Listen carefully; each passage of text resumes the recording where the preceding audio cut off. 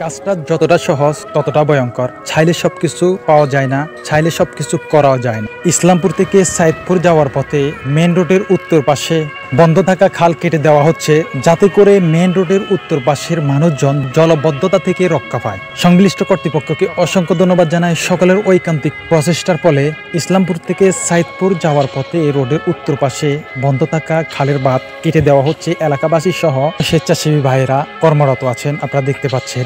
আশা করছি এখন থেকে জলবদ্ধতা আর থাকবে না। গত কয়েকদিন আগে ভারী বর্ষণের কারণে এলাকায় জলবদ্ধতা সৃষ্টি হয়েছে, আপনারা অনেকেই জানেন বা আপনারা অলরেডি অনেকে অবগত আছেন।